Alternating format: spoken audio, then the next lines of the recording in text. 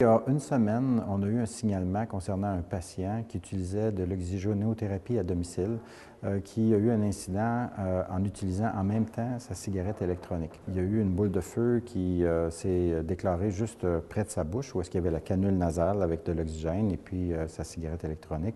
Une collaboration qui s'est établie entre l'Agence de santé et services sociaux Montréal et le service incendie de Montréal.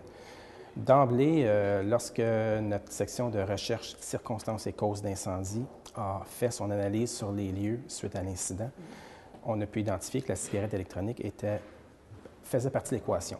Déjà, on est en train de faire répertorier tous ces incidents-là, identifier les causes, identifier les circonstances, dans le but d'établir les conditions qui feraient que cette cigarette-là pourrait être dangereuse à utiliser et quel comportement humain qui pourrait inciter à avoir un mauvais fonctionnement de la cigarette électronique. Je ne vous cacherai pas que d'emblée, le comportement humain semble être un facteur prédominant dans les incidents.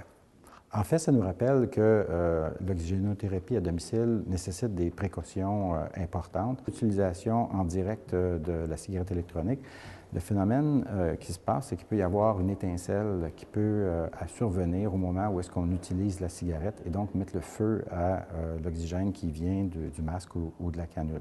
Donc, les recommandations, c'est d'abord que les patients ne fument pas pendant le temps qu'ils sont sous oxygénothérapie. Deuxièmement, les patients qui utilisent l'oxygénothérapie ne s'approchent pas d'une personne qui a une cigarette électronique à moins de 3 mètres. Troisièmement, que les gens qui rechargent leur cigarette électronique tiennent leur chargeur à distance. L'utilisation de cette cigarette-là en proximité d'oxygène est une équation très dangereuse.